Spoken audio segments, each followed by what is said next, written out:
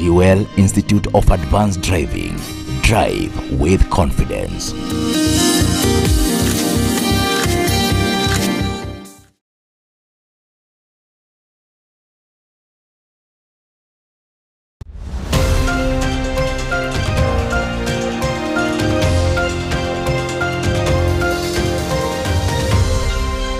This is Mwangaza Prime News with Daisy Paul.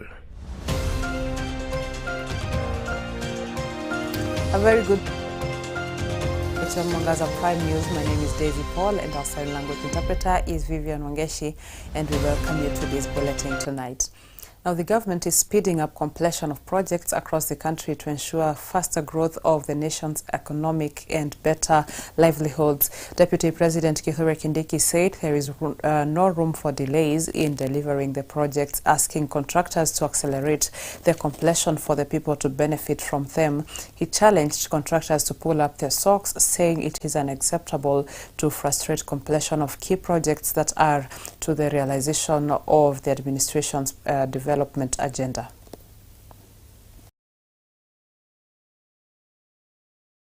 Na nimesikia kuna matatizo madogo madogo hapa ambayo yanatatiza wananchi. Iko kero kwa sababu wananchi wengi hawana hati miliki za mashamba. Ni kweli si kweli? Unataka niende nikanyoroshe mambo ya mashamba mupate haki miliki zenu? Vile vile nimesikia kwamba hii uwanja hakuna vile hamuna ruhusa ile inaitwa special user license. Mimi nikitoka hapa naenda kutafutana na Kenya Forest Service kuhakikisha kwamba hii mahali tumepea wananchi special user license, ndio hii uwanja itumike na wananchi wa hapa na ipanuliwe, ndio iwe inatosha kwa mikutano yetu. Hapa Kuresoi North tuko na masoko mawili ambayo yameanza kujengwa. Moja pale Seguton, 40% done, 55 million is being spent. Soko yetu ya Seguton iko imeharakishwa ikamilike. Baada ya miezi miwili mitatu tumalize, either rais ama mimi akinituma nikuja nifungue, ama namna gani? Si namna hiyo. Soko ya pili inajengwa pale Total, pale Kamara. Hiyo soko vile vile ni ya 55 million na iko 30%. Mimi nitaharakisha contractor in 2 to 3 months hiyo soko ikamilike. Kama rais atapata nafasi akuja atufungulie, kama atakuwa na kazi nyingine atutume, mimi nikuja nifungue kwa niaba yake. Iko vile vile mheshimiwa amesema barabara mpya ambaye mnatafuta ya kutoka Kabujo kwenda Kipkoris, na iko barabara ya kutoka Samburet kwenda Kuresoi, na iko barabara ya tatu ile inaenda kuunganisha huko Chepsoin. Sizo ndi barabara Mutai Chepsoin Chepseon. Ile market iko hapo njiani, ya njia ya Mausamet kwenda Kericho, mahali kunauzwa matunda na vitu mingi. Hiyo barabara itokelezea hapo. Ni fire si fire, inoma si noma. Nasikia ni shortcut ya 7 kilometers. Niende nikatafute pesa, tushikane na Mutai, tushikane na Aaron Cheruyot na Lisa Cherule, tuende kwa Rais William Ruto, hiyo pesa itoke ya hiyo 7 kilometers. Tufanye tusifanye.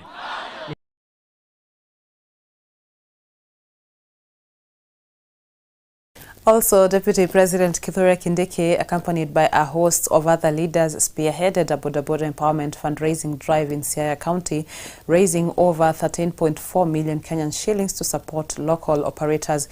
And speaking at the event, Professor Kindiki dismissed critics of the government's youth and women empowerment initiatives, asserting that such programs are essential for uplifting ordinary Kenyans. He accused detractors of offering empty rhetoric without proposing tangible solutions to the country's challenges.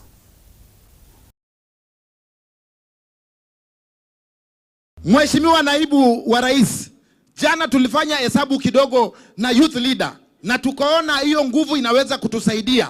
Inatusaidia namna hii. Hapa Siaya County bodaboda wako 29,000 bodaboda riders. Na tulifanya hesabu, if bodaboda rider can decide from whatever that they are earning every single day, waweke kando 50 shillings only, They are actually making between 1.3 million every single day. Now I calculate within a month, they will be collecting over 13 million shillings every day. Which means, ukitusaidia tukae kwa SACCOs. Tukae kwa SACCO kwa sababu that is the movement youth leader anatusaidia. Kenya mzima bodaboda wote wakae kwa SACCO ili tuweze kumanage ile mambo ambayo imekuwa ikiendelea kwa bodaboda. Watu wanasema bodaboda wanachoma magari ya watu, bodaboda they are rogue. Lakini tukisaidiwa kwa hiyo njia ya SACCO kupitia kwa youth leader, tutaweza kukua powerful na tukue jeshi kubwa ya kushikilia rais. Si leo ni siku ya kusimama na bodaboda. Ni siku ya kusimama na bodaboda. Ni kweli si kweli? Iko makosa kusimama na wanabodaboda? Iko makosa. Kuna watu huko Nairobi wameshiba. Wanatuambia kwamba hii program ya kusupport vikundi ya bodaboda na wanabiashara wadogo wadogo haina maana. Iko na maana? Iko na maana? Tusimame na bodaboda na akina mama na vijana wote na wazee huku mashinani. Bottom up. Bottom up. Wengi hawaelewi ya kwamba leo kuna mtu hapa ako memba wa SACCO ya bodaboda na bodaboda yake imekosa side mirror, na hiyo side mirror ni ya shilingi 3,000, lakini hana 3,000 ya kununua side mirror. Anasumbuliwa na polisi asubuhi, jioni, kila siku. Leo kupitia hii empowerment, yule mwana bodaboda kupitia SACCO yake atapata pesa kidogo, anunue side mirror, asisumbuliwe na polisi, atafute riziki, asaidie watoto wake, badala ya kuiba, badala ya kukaa ovyo, badala ya kuingia kwa pombe na bangi. Bodaboda asaidiwe, atengeneze pikipiki, anunue spare parts, aamushe pikipiki, atafute riziki ya kusaidia watoto wake. Bodaboda power. Bodaboda power. Tuendelee na hii program. Tuendelee na hii program.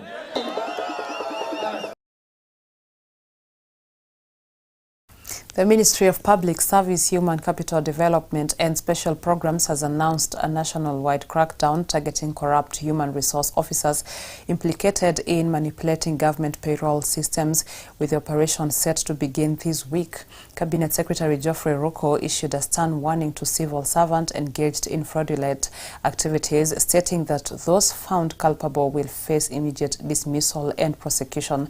And speaking in Embu over the weekend, the CS revealed that a recent audit of the public service human resource systems had uncovered widespread malpractice, collusion and systematic abuse aimed at siphoning public funds. The government has launched a nationwide crackdown on corrupt human resource officers accused of manipulating payroll system, irregular promotions and tax fraud within the public service. In a tough warning by the Cabinet Secretary, Public Service, Human Capital Development and Special Program, Geoffrey Ruku, said the operation will begin this week, targeting HR officers implicated in fake activities across both the national and county government. Nyinyi ambao mmekuwa mnafanya kazi na msingatii, you are not diligent, you are not committed, you are not doing your work as far as Article 232 of our Constitution tells us, the values and principles of public service. Tutamenyana na nyinyi. According to a recent audit, some officers have been altering birth dates to extend service beyond retirement age, manipulating job groups for irregular promotions, and even facilitating illegal tax exemptions, leading to a massive loss of public fund. Ruku described the misconduct as a gross abuse of office, warning that all those found guilty will face immediate dismissal and prosecution. We'll be issuing further instructions to EACC because we have an audit report which is not very good on the kind of manipulations which the human resource directors have been manipulating the payroll system in the Republic of Kenya. Changing job groups of different employees 3 times in a year, something which does not happen. people getting double salaries, people getting salary arrears, something which we even don't know what this salary arrears. Tax exemptions to the people who are not even qualifying for tax exemptions. All these has been done and has been perpetuated again and again by our human resource directors in different agencies, government agencies, as well as different county governments.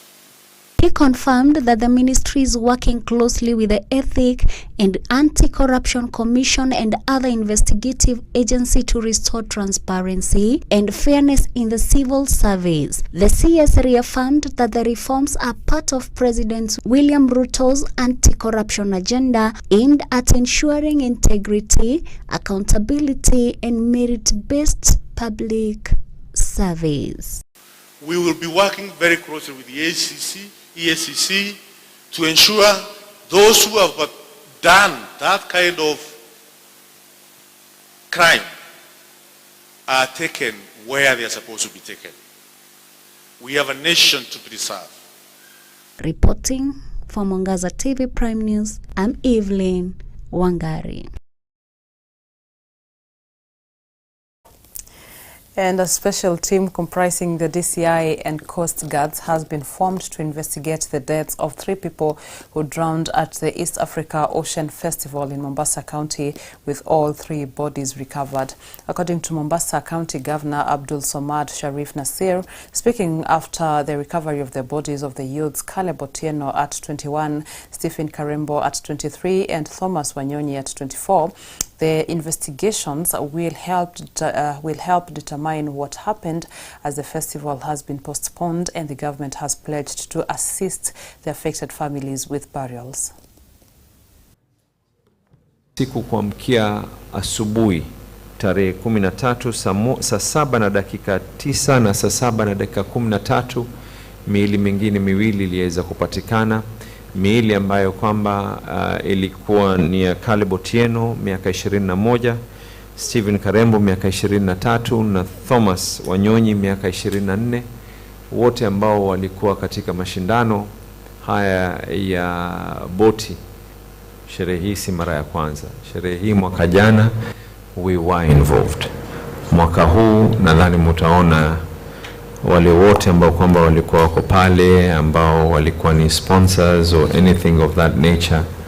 The county government of Mombasa was not part of those that were involved. We will allow the Kenya Coast Guards on face value, the only video ambao kwamba nimeweza kuiona mimi, the only video that I have so far been able to see as an individual. Na ndio maana Kenya Coast Guards lazima waweze waangalie with KMA, was the boat seaworthy? 1. 2, were the people actually wearing life jackets? Were the life jackets available or not available? These are the questions ambazo kwamba ni lazima ziweze kujibiwa. We will welcome any water activities to be able to be done. However, ni lazima ziweze kupata clearance from both the county security, county disaster, and the county disaster teams have to be present at that particular event. And lastly, whether this event is going to be continuing, this event will be suspended. Mtoto wangu ameacha bibi, ni mjamzito, anajifungua next week. Mashindano kama haya yanakuaga Miritini Jomvu. Kuna kuaga na life jacket, kuna kwa na wale wa Navy kando yao. In case wamezama, wanaopolewa saa hiyo. Kwa nini Caleb Otieno waliingia kwa maji bila life jacket? Tumia jasho yangu, leo anakuja kufia kwa maji. Mfanye haki yake. Apate haki yake mtoto wangu. Tomili apate haki yake. Mtoto wangu apate haki yake.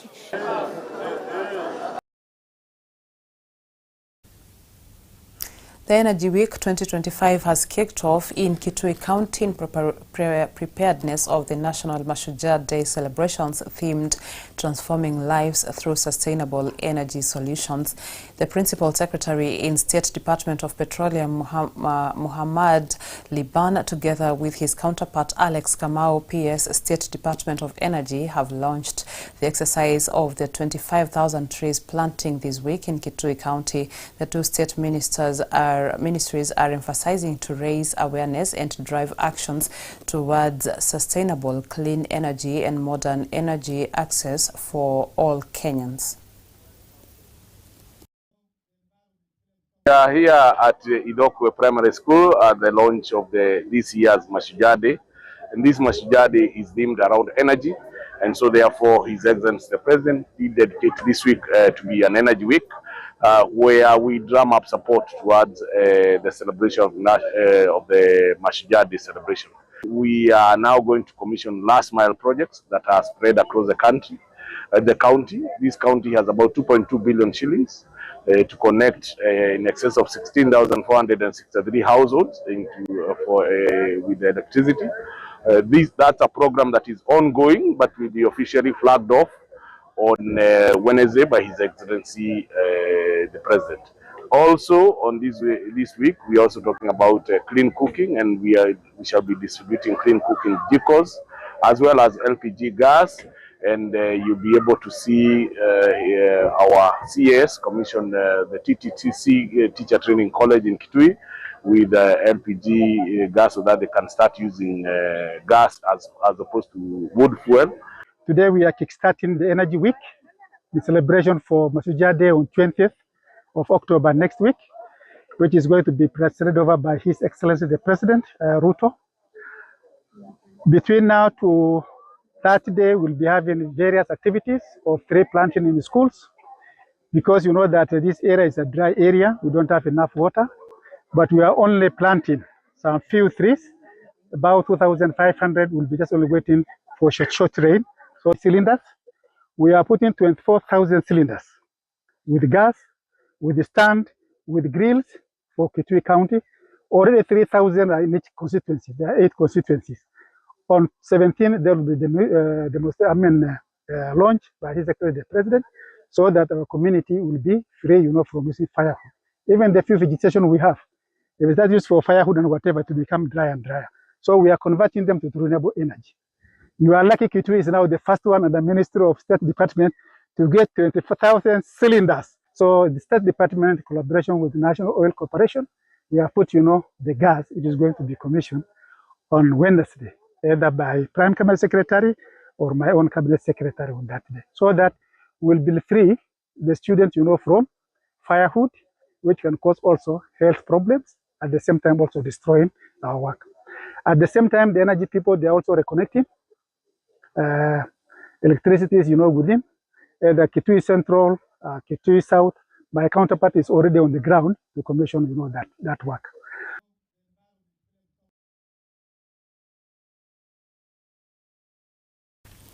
With that report, we're now taking a short commercial break right on Mwangaza Prime News, but don't go far. We're coming back with more in a short while.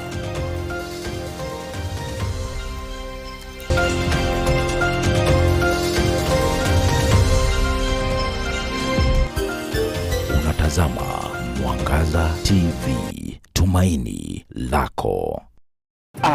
Kumbe hata unanipigia ushafika. Mko vipi? Tuko salama kabisa. Ndio mmeingia saa hizi? Funguo ziko wapi? Una driving license? Niko nayo. Hebu nione kwanza. Mimi niko na experience ya Shakameta. Wow. Odi, fungua gate.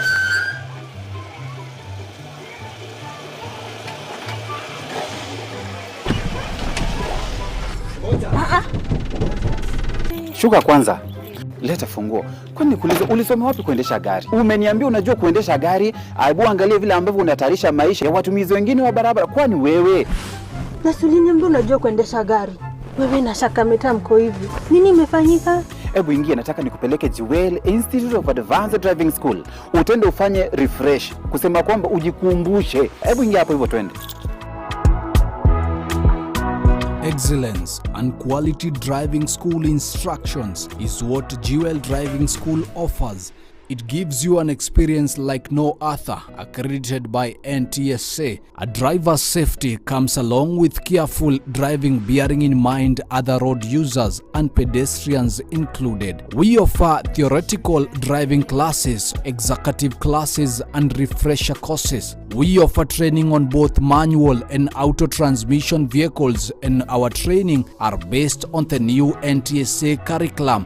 We are located 5th floor, Jewel Complex, Roysambu, next to TRM Thika Road. Come join us and experience a driver's confidence. Jewel Driving School. Drive with confidence.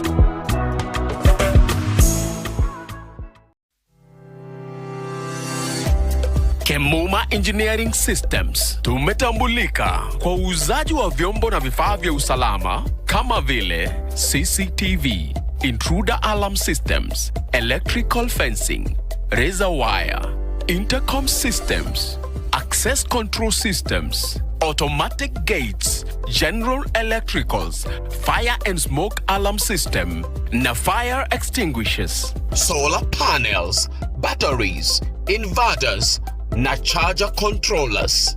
Tutembelee leo. Duka zetu ziko Nairobi, junction ya Kamae Road na Gaberon Road. Duka la pili, Nyandarua House, orofa la pili, room 204, Pwani Guest House, na Mark Plaza Kasarani, opposite Kasarani Police Station. Tupigie simu 0793 949494 au 0793 494949 au 0758 121212. Kemuma Engineering Systems.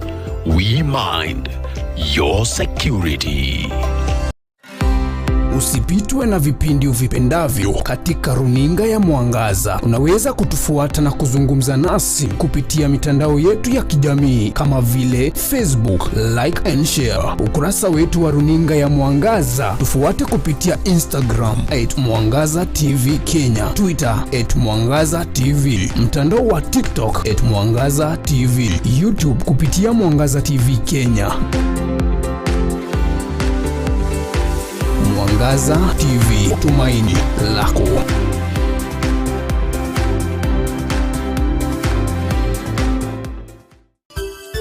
Unatazama Mwangaza TV, tumaini lako.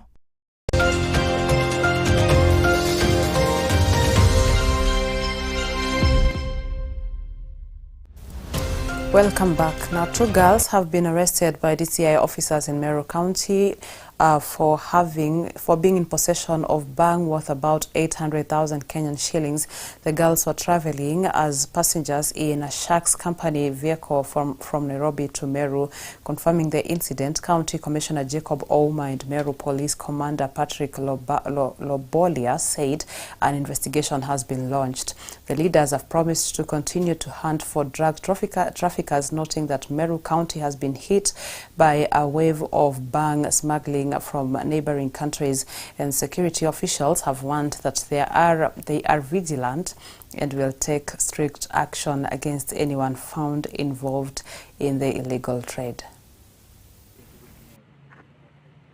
Na leo kama mnavyoona hapa, hii bangi ilikuwa inasafirishwa na Maua Shark Company Limited matatu ambayo ilikuwa na abiria 10. Huu ni mzigo wa abiria mmoja. Naona kwamba tuko na vifurushi kama 25 ya bangi ambayo kila moja ni kilo 3. Hiyo ni kilo 75. Bei ya mtaani inaweza kufika shilingi 1750, 1800, ambayo ilikuwa inasafirishwa na watoto wa kike wasichana, mmoja umri wa miaka 17 na mwingine karibu 19. Hivi ni kumaanisha kwamba walanguzi wanatumia mbinu zote zile kutaka kujificha. Kiangalia mzigo kama huu utafikiria ni ya msafiri mwema, mwananchi mwema, mwananchi mtulivu, kumbe ni njia moja ya kulangua mihadarati. Meru County imekuwa ni conduit, yani ni barabara ya walanguzi. Tumekuwa na bangi ambazo zinatoka sehemu za nchi jirani zinapitia maeneo yetu, Mutwati, sehemu za Lare, zikirujia pande hii, zingine ndizo zinatoka kule, zimetoka zinaingia huku kwetu. Imekuwa ni kama uwanja kidogo umefunguliwa lango la kuingiza miadarati, hali kadhalika ethanol. Na hili ni jambo ambalo wananchi wametueleza, na sisi wenyewe tumevalia njuga kama kamati ya usalama katika gatuzi nzima. Through intelligence reports, our officers, our detectives from this county were able to intercept one vehicle, a matatu vehicle. 2 of the passengers were used to carry the substance which is here. This is believed to be cannabis sativa, 25 rolls of street value, estimated to be about 750,000 Kenya shillings. And this, it is through the good relations between the public, and we will not stop. We will carry on with our normal duties of getting these substances and whatever drugs that are there, which are spoiling the community. Siku hizi wanatumia wasichana wadogo wale wanaaminika kwamba ni wanafunzi. Kama vile shule zinafunga, msichana wote kama hii lika tumeshika akiwa anapepa hizi bags za shule, kila mtu anaona kama ni wanafunzi ya shule. But tulikuwa na information hii kitu mahali imetoka, pile imepakiwa ni bag.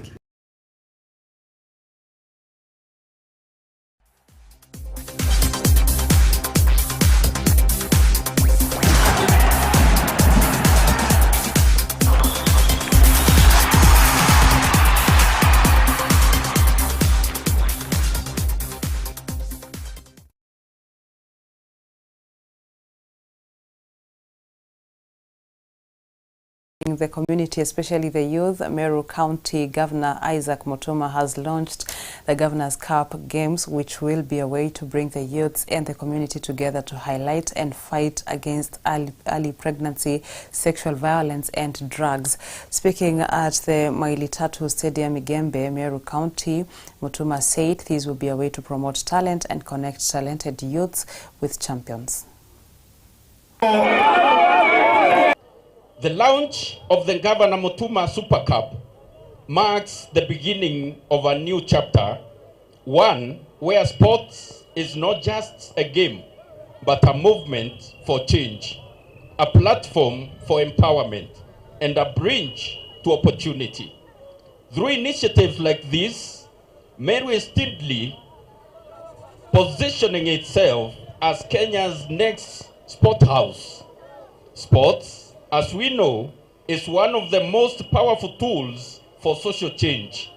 It gives our young men and women a chance to dream, to compete, and to achieve. It teaches discipline, teamwork, resilience, and focus. It builds character. Sports open doors to careers, to global recognition, and to personal growth. The Governor Mutuma Super Cup is more than a competition. It is a clarion call to our young people to rise, to shine, and to believe they can achieve. It is a platform where talent meets opportunity, where dreams are nurtured, and where the spirit of Meru finds expression in strength, discipline, and excellence. In this cup, we are not just nurturing future champions. We are protecting the young lives, building hope, and inspiring dreams. We all know the challenges our young people face today: the mental health struggles, drug and substance abuse, gender-based violence, and the painful reality of teenage pregnancies in our community. But when we invest in sports, we give our youth positive alternative. A healthy mind and a healthy body go hand in hand. A young person on the field, on the track, or in the gym is less likely to be trapped by drug, crime, or hopelessness. Let this tournament echo across every ward, every village, and every school in Meru County. Today, my dear young people, Let us declare boldly that your talent is valid, your dreams are real, and as a county, we believe in you.